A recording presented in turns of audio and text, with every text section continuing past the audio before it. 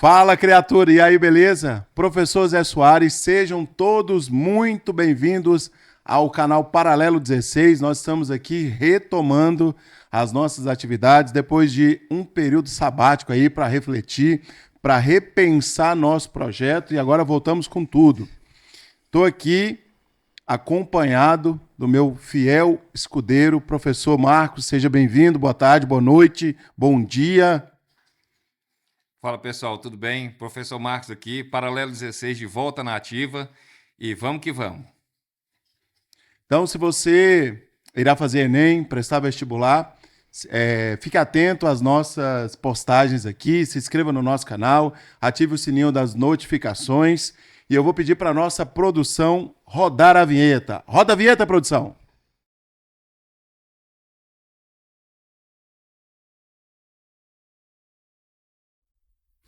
E hoje, pessoal, nós vamos falar de um tema bastante delicado, que é a questão do acesso à terra no Brasil e movimentos sociais na República Velha, principalmente, especialmente no início do século XX. Lembrando que o acesso à terra no nosso país é uma questão que sempre privilegiou grupos específicos. Não é mesmo, professor Marcos? Sim, exatamente. Desde a Lei de Terras em 1850, né, a partir disso daí a gente percebe que o Estado brasileiro ele fez a opção pelo latifúndio. Então, só teria acesso à terra nesse período, a partir desse período, quem teria condições de adquiri-la, né, de comprá-la. Porque antes disso, as terras que eram pertencentes ao Estado, né, as terras que não tinham nenhum uso privado, nenhum uso particular, elas poderiam ser doadas. A partir de 1850, não. E a terra somente poderia ser adquirida através de quê? Através de compra. E isso, claro, né? Quem tinha condições de comprar, somente os mais abastados, os mais ricos, né? A população mais carente, sejam trabalhadores ou ex-escravizados, né? Os escravizados forros, não teriam acesso a esse bem. E por isso a gente percebe, né? A partir daí, voltando, repetindo, que o Estado brasileiro faz uma opção pelo latifúndio a partir de então. E aí, pessoal, isso gerou uma elevadíssima concentração fundiária. E essa concentração fundiária em algumas regiões do Brasil, ela veio acompanhada de um processo de extrema pobreza, um processo de extrema desigualdade, principalmente na região Nordeste. Né? A região Nordeste, ela ficou, né, durante um longo período da nossa história, foi ali o principal polo econômico do Brasil, no período colonial, porém, em parte desse período colonial, porém, esse polo econômico ele foi perdendo a sua importância à medida que outros ciclos foram se desenvolvendo aqui no Brasil, principalmente a partir do ciclo do ouro. Não é isso, Marcos? Sim, você tem com o fim do ciclo da cana-de-açúcar, né, o declínio da produção açucareira no Brasil, isso em decorrência da expulsão dos holandeses aqui do país, que levaram para as Antilhas as técnicas de plantio, fez com que a produção de cana-de-açúcar nas Antilhas fosse concorrente do açúcar brasileiro. Então ficou óbvio, né, que ficaria mais em conta adquirir açúcar nas Antilhas do que no Brasil. Isso foi uma quebradeira geral. Os produtores de açúcar do Nordeste foram à falência. E aí você tem o quê? Uma migração, né, de ciclo econômico. Você tem o advento do ciclo do ouro, mais adiante o ciclo do café, e a região Nordeste ela foi esquecida a partir de então. Nesse contexto, pessoal, surgiram os movimentos sociais. Esse nosso bate-papo aqui ele será dividido em dois momentos. Num primeiro momento, nós vamos falar da Guerra de Canudos e da Guerra do Contestado, que aconteceu na região sul do Brasil. Em outro vídeo, nós vamos falar sobre o cangaço e a sedição de Juazeiro. Falando aqui especificamente da Guerra de Canudos, finalzinho do século XIX. Marcos faz um histórico aí para a gente de como era a situação da região Nordeste ali no finalzinho do século XIX, que foi quando aconteceu esse confronto lá em terras nordestinas. A partir de então você tem o quê? Você tem uma concentração fundiária, né? O coronelismo imperando na região, uma população pauperizada, tá? Pauperizada por várias questões, né? A seca, que inviabilizava qualquer tipo de atividade, principalmente atividade agrícola, que é da região. A gente volta a lembrar aí, né, vários períodos de seca que ocorreram no Nordeste, a seca dos Oitentinha, de 1880, a seca de 1915, que é retratada no livro O 15, da Raquel de Queiroz. Tá? Então, a seca ela é um problema recorrente. E isso vem final do século XIX, início do século XX, 1915, você tem seca nos anos 60, nos anos 70, nos anos 80, você tem reportagens ainda em 1995, que falava a respeito da situação da população nordestina ainda atingida por esse flagelo da seca. Então, decorrente disso daí, o que ainda tem? Você está num período de transição, né, o final do período, o final do Segundo Reinado, ou seja, a proclamação da República, né, os militares proclamam a República, e a partir de então você tem uma série de mudanças aí, não no que diz respeito à situação econômica da população, que a população passou por esse processo de proclamação da República praticamente sem saber o que estava acontecendo. Ou seja, a população passou bestializada por esse período aí. Então, a região, castigada pela seca, extrema pobreza, os desmandos dos coronéis na região. Então, o que você vai ter aí? Você tem um surgimento de movimentos sociais, e um deles, o mais famoso, que é retratado no livro Sertões de Euclides da Cunha. Na verdade, Euclides da Cunha, que era um jornalista em São Paulo, ele foi enviado para lá para cobrir o conflito, e ele resolve, então, fazer um relato, né? E escrever uma obra que é isso aí que se tornou um clássico da literatura brasileira, Os Sertões de Euclides da Cunha. Então, essa região ela vai sofrer na mão dos coronéis, a população dessa região sofre na mão dos coronéis, e também por causa da seca. O Antônio Conselheiro vai surgir, é o que a gente chama também, né, a Guerra de Canudos, a gente chama de um movimento messiânico, porque o Antônio Conselheiro aparece ali, né, como uma pessoa que tem um papel de ser um Messias que anuncia a vinda ou o retorno de Cristo, e também pelo fato dele envolver a religião nesse processo aí, e ele também é tido como um antirrepublicano. Na verdade, ele não é antirrepublicano, ele só tem ele só tem, na verdade, resistência ao modelo republicano que se instalou até então. Beleza, eu como bom geógrafo, vamos espacializar aqui a Guerra de Canudos, territorialmente falando, e no tempo histórico também. Onde aconteceu e em que período da história aconteceu a Guerra de Canudos? Bom, primeiro eu quero relembrar aí, antes de falar da questão espacial, né, como você falou, no linguajar geográfico, que esse conflito aí, a gente não pode e não deve, né, nunca esquecer de trabalhar ele, que é o que nós vamos fazer aqui também, trabalhar em paralelo com a Guerra do Contestado, que acontece em períodos diferentes, tem motivações semelhantes, mas não tem ligação direta. O que vai haver lá na região sul é o receio de que esse conflito de Canudos ele sirva de inspiração para o pessoal de Contestado, lá na região da fronteira de Paraná e Santa Catarina. Então, sempre é bom lembrar isso daí.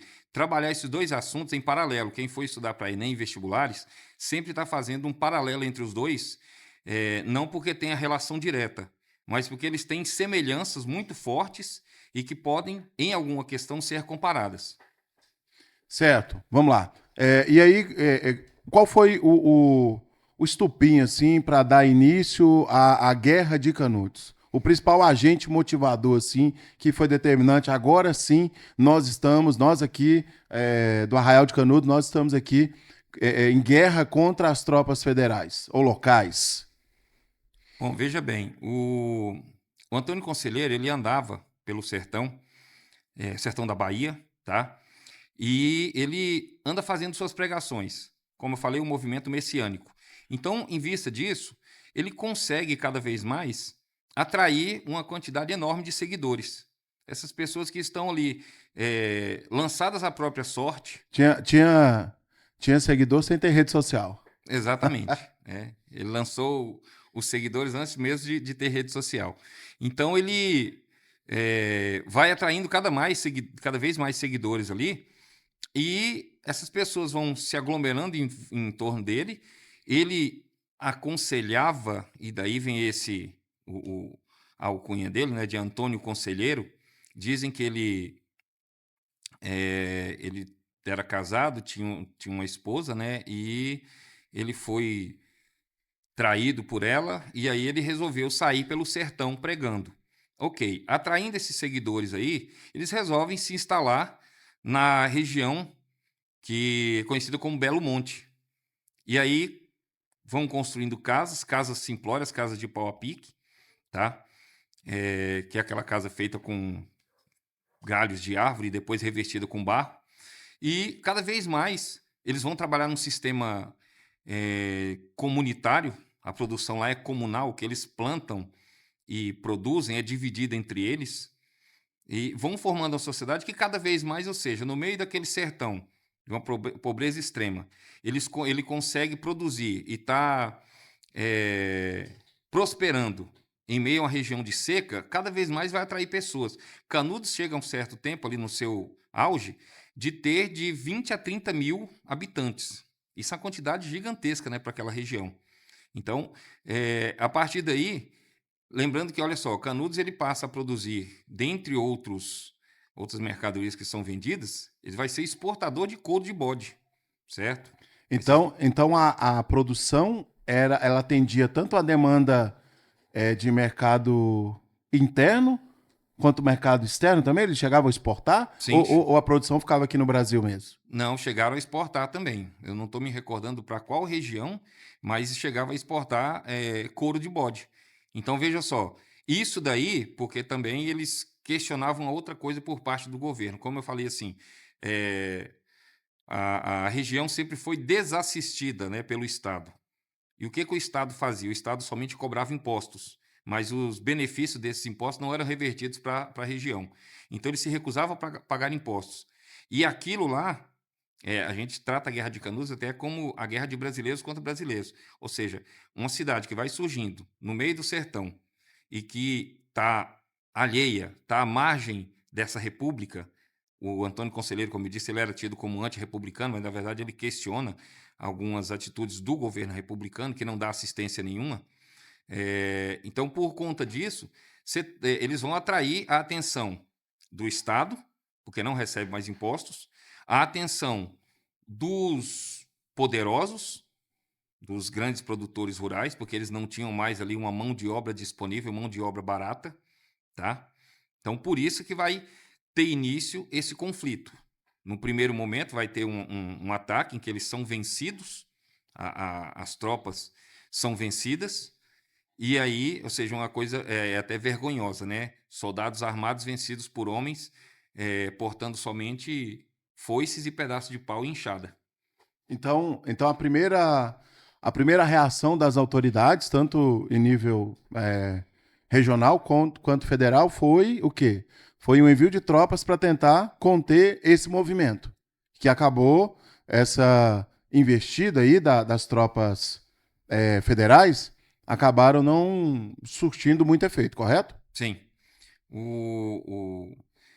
A quantidade de pessoas que foram enviadas, de soldados, né, foi insuficiente. Veja a quantidade de habitantes que tem lá.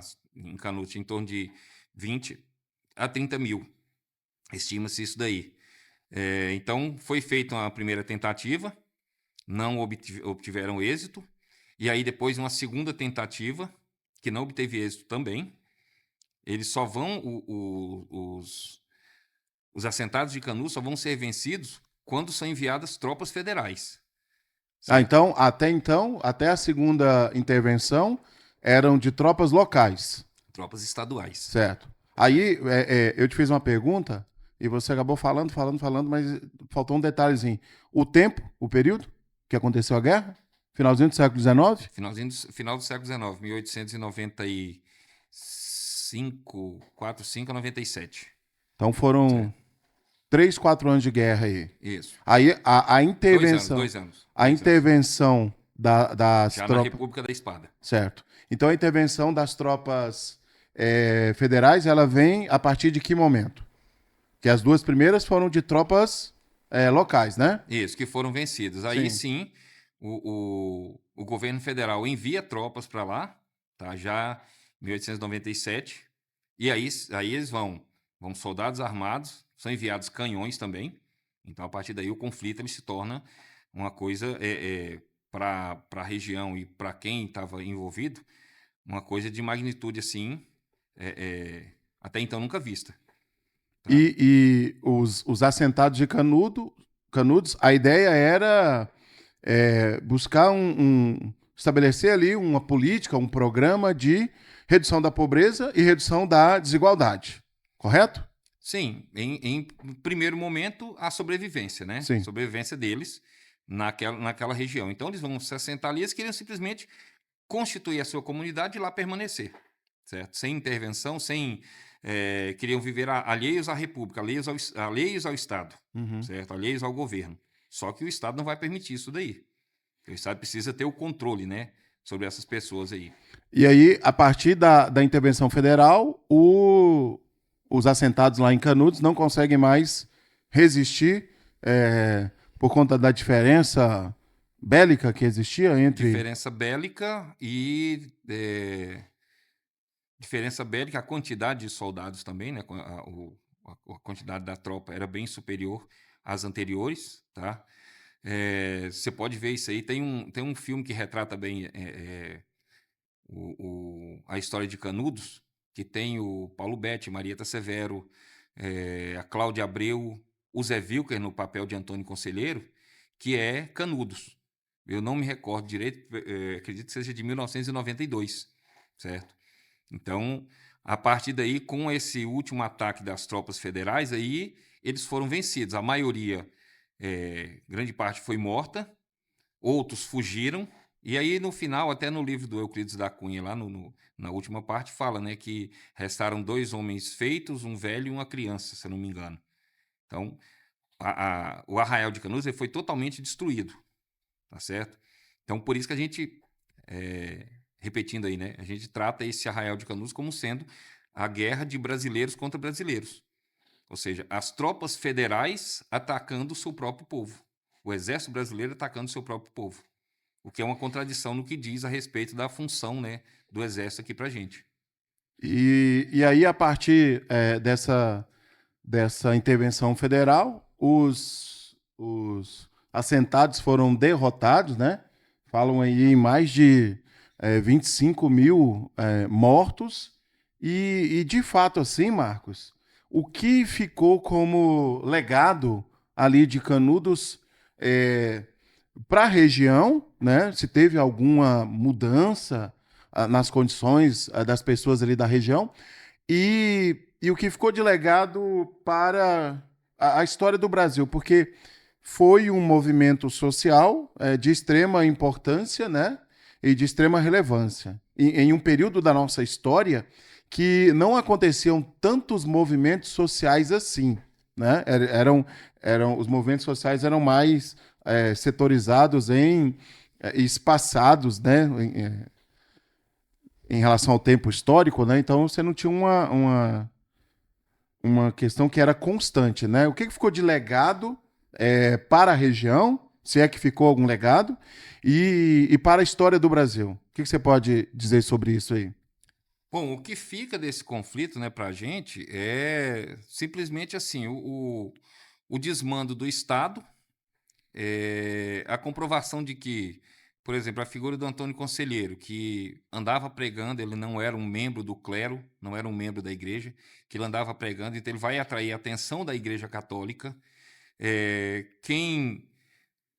Como os assentados lá, queriam viver à margem da sociedade, ou seja, fora desse Estado que cobrava impostos, que exigia, e também fora do controle dos grandes produtores rurais, o que a gente percebe aí? O movimento ele serviu para incentivar, e era o medo que se tinha, né, lá em Contestado, de que ocorresse outras revoltas semelhantes. Então, a partir daí você percebe que durante a história do Brasil, né, na nossa história do Brasil, seja no Brasil colônia, seja no primeiro reinado, seja no segundo reinado, a gente não tem uma estabilidade nesse período. Você não tem estabilidade política, você não tem uma estabilidade no que diz respeito a conflitos aí. Vide os conflitos do período colonial, você tem conflitos no período regencial, você tem inicia a República, que acreditava-se que com a mudança de governo, com essa transição no formato de governo, lembra que esse governo que vai ser instituído agora, uma república, ele apenas é percebido pela população das classes mais altas. O restante da população quase que não percebe essa transição, porque não há mudanças significativas. Então, o que a gente vê?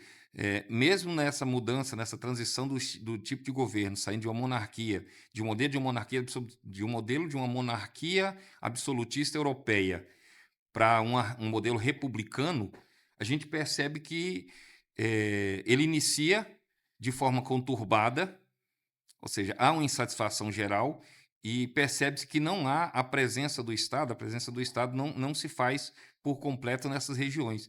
Ela se concentra onde? Na região sudeste, que é onde a gente tem os ciclos econômicos acontecendo e o foco principal está ali. E lá, lógico, né, que a gente vai entrar aí agora no período da República Oligárquica ou República do Café com Leite, onde vai ter aquela alternância de poder entre São Paulo e Minas Gerais, e que eles, a partir do momento que inicia essa República do Café com Leite, tem autores que usam o termo assim, ó, que o Brasil passou a ser um condomínio de fazendeiros, concentrado aonde? Em São Paulo e Rio de Janeiro. Beleza. E aí agora você disse que existe uma relação, apesar dos dois acontecimentos ter ocorrido em tempos históricos distintos, né? Tem um intervalo de tempo aí entre os dois eventos. O que a gente pode falar em relação à guerra do contestado, né? Ali na região de divisa entre o Paraná e Santa Catarina. O que motivou esse evento? E quais foram as consequências desse movimento social agora, em outra parte do país, na região sul do nosso país? Pois é, a Guerra do Contestado ela vai se dar ali na região da fronteira entre Paraná Divisa. e Santa Catarina, né? Da Da divisa. divisa, fronteira de país, Divisa. divisa de estado. E aí tem esse nome por quê? Porque havia um litígio ali, uma disputa entre Paraná e Santa Catarina a respeito dessa fronteira, né? Não estava dessa divisa, não estava definida onde ela ficaria. E a Guerra do Contestado ela acontece entre 1912 e 1916.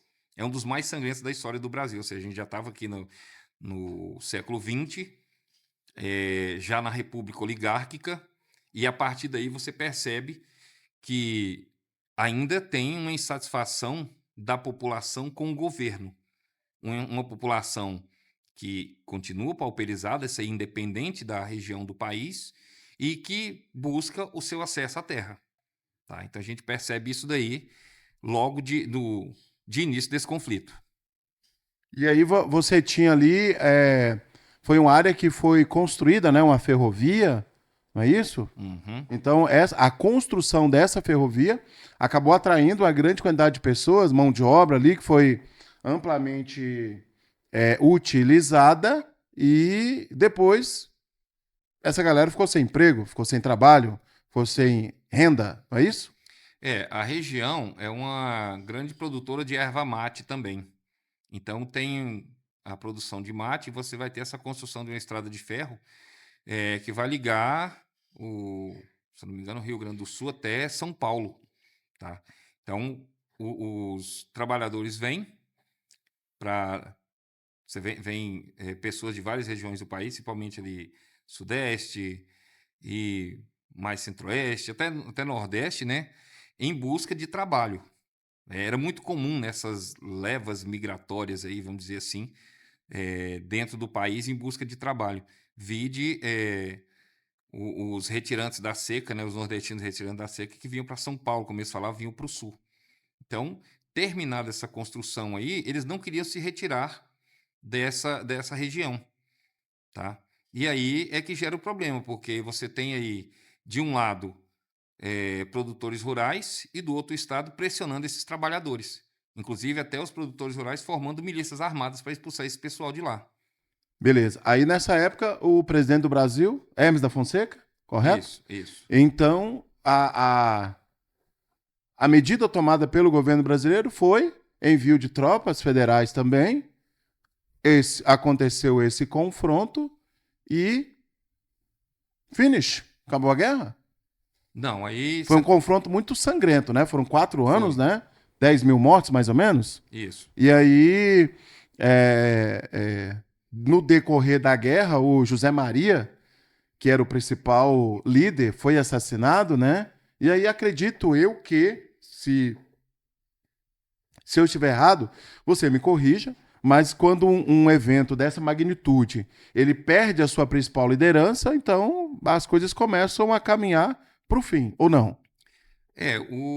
Quando o José Maria foi assassinado, inclusive vão surgir vários outros que vão tentar tomar o lugar dele, ok? O conflito ali final vai ser em 1916, tá? Um conflito violento, onde esses assentados, esses trabalhadores vão ser mortos, né? Nós podemos chamá-los de sertanejos? Sertanejo, sim, porque sertão faz referência ao interior, né? Você Aham, tem sertão no Nordeste, você tem sertão de Minas Gerais, sim. e por que não também tem sertão na região Sul, Beleza. ok? Então, 1916, você tem o término do conflito aí, que foi muito violento. A gente tem vários documentários que depois vão ser produzidos agora. Tem uma grande quantidade de documentários produzidos a partir de 1990, 2010, certo? Que retrata isso daí e expõe a violência com que esse pessoal foi tratado lá, entendeu? A violência com que eles foram sofrida por eles lá nessa região. E aí, demonstrando o quê? Você tem um movimento messiânico, você tem questões religiosas envolvidas, mas o problema principal persiste, que é o quê? O acesso à terra. A É, luta pelo trabalhador no acesso à terra. até porque essa questão da violência que você falou eram forças desproporcionais, né? Todo o aparato que tinham as tropas federais confrontando os assentados ali, os sertanejos que habitavam essa região, Sim. certo? As tropas federais, elas, depois de várias derrotas, elas finalmente conseguiram vencer esses trabalhadores. Então, o que a gente tem lá? Você tem, igual eu falei, de um lado você tem tropas armadas, né, do governo, do outro milícias formadas pelos produtores, milícias armadas também, ou seja, Então aqueles... esse histórico de milícia aqui no Brasil é bem antigo, né? O conceito assim de milícia, né? Sim, Grupos armados paralelos, né? a gente tem essa ideia, pensa que é só milícia diz respeito só ao Rio de Janeiro, e não é. Uhum. Né? A gente tem milícia. Os próprios fazendeiros do Nordeste, quando do enfrentamento das tropas do grupo de Lampião, eles formavam milícias também. Tá? O próprio coronel ele recebe esse título depois de serviços prestados ao Estado, serviço no âmbito militar, digamos assim.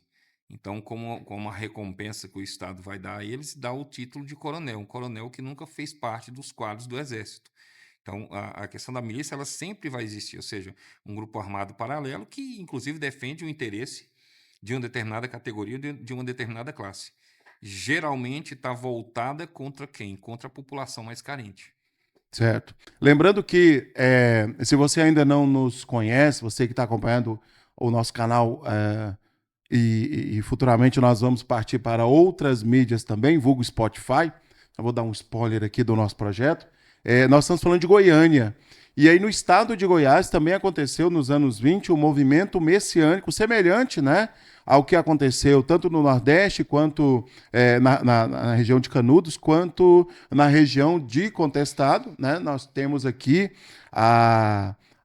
tivemos, né, a figura da Santa Dica, né, a Benedita Cipriano, que nasceu num povoado ali próximo à cidade de Pirinópolis, que também lutava contra, né, o movimento que ela estabeleceu aqui em Goiás, e existem várias e várias histórias sobre e lendas, né, assim, sobre a figura da Santa Dica, né? Então a Santa Dica também era tratada como uma milagreira e que ela lutava contra a desigualdade, contra os poderosos aqui do estado de Goiás, os coronéis de Goiás, ali do início do século XX, né? Só para a gente estabelecer aqui uma correlação entre esses movimentos, né? Então, Santa Dica também foi um movimento liderado pela Santa Dica, também foi um movimento messiânico, agora aqui na região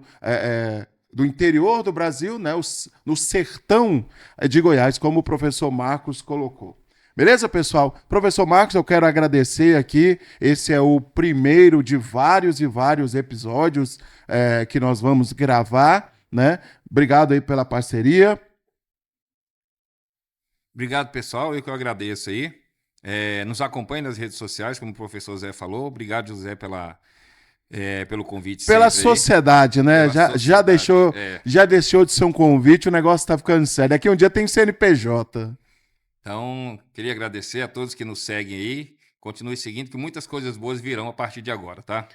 E pessoal, eu peço que você que é meu aluno, você que é aluno do Marcos, né, compartilhe esse vídeo, se inscreva no nosso canal, manda para aquele seu amigo que irá fazer Enem, irá fazer vestibular, para que ele possa acompanhar o nosso podcast aqui.